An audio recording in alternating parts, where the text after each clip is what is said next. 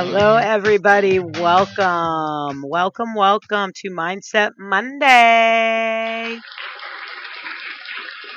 I'm your host, Erica Beach. Today's episode is all about practice how you want to perform. One of the top things that I hear from the parents, the private instructors, the coaches, the players themselves is how when it gets to game time and it gets to the actual competition, a lot of players notice that there are issues in performance. One of the most common phrases that I hear as a coach is I can do it in practice, I can do it at my lesson, but when I get on the field, when I get to the game, I don't perform at the level that I was in practice. The easy answer for this is just your practice and your competition mindsets are not matching up. So you are practicing in one mindset and mental kind of state, and you're trying to perform in a different one. So your body and brain don't quite know what to do. Your brain knows how to make your body do what it wants to do under these conditions. When you get into a game, there are so many other conditions thrown in, your body and brain don't quite respond the same way. And it's very frustrating as a player. I've been there. I have lived that struggle.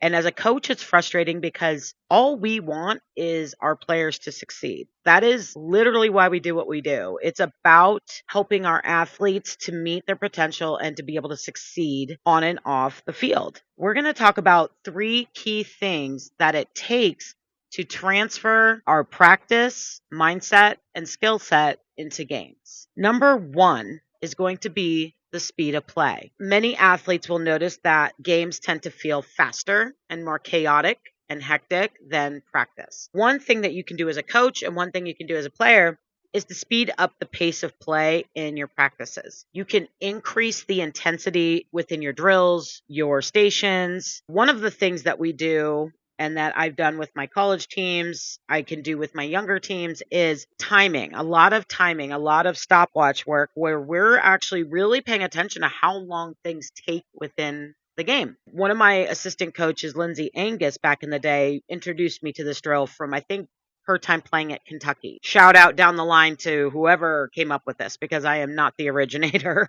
It might be Coach Lawson at Kentucky. So these times can be adjusted based on your age group. In college, we would do the 2-6-2-9 drill. The basis is balls to the middle infield. From the ball hitting off the bat to the pop of the first baseman's glove, we need the time to be under 2.9 seconds. To our corners and pitchers, it needs to be under 2.6 seconds.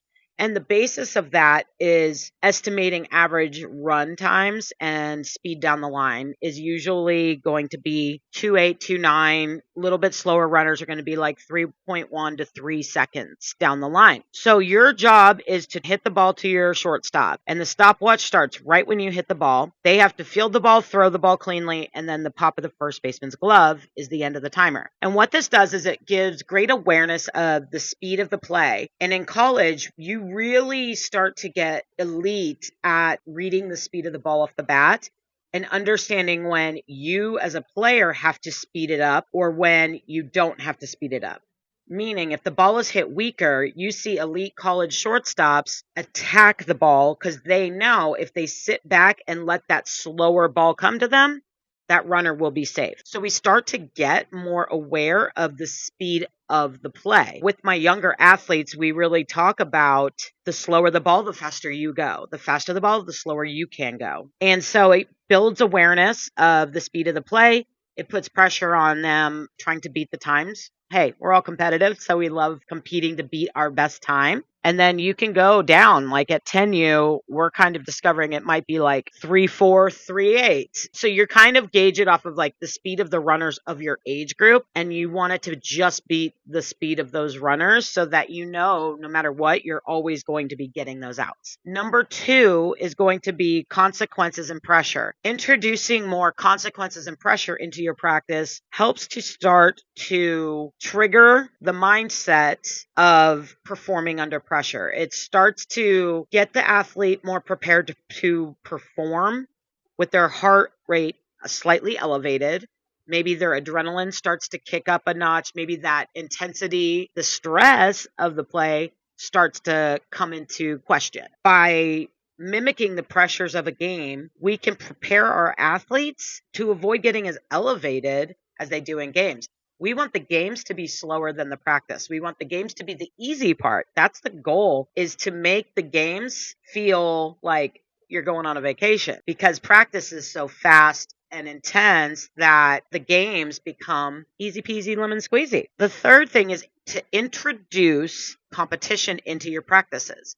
And not just competition like the time drills where they're competing with themselves, but competition within each other, within your squad, to spark that sense of competitiveness that we want in all athletes, but also to make them embrace competition rather than fear it. If you earn something, it makes everybody feel better. We don't want things given to us. We want to feel as though we deserve it. We worked for it. Those rewards are so much more fulfilling than gifts. Introducing more competition, and this may look like, if you have multiple pitchers, creating a game of horse within pitching, creating different things where we have to get better at executing under pressure. You can introduce competitions along with consequences. All my pitchers, we're going to throw a drop ball outside corner, 0-2 count, so it cannot be on the white, but it also can't be full batter's box stupid pitch. We've got to really pinpoint our execution. Every pitcher who gets it gets a point, and then every pitcher that doesn't does 5 burpees in the back. You can kind of combine a lot of these things to increase the intensity in your practices. I think for all of us who are trying to make the athlete stronger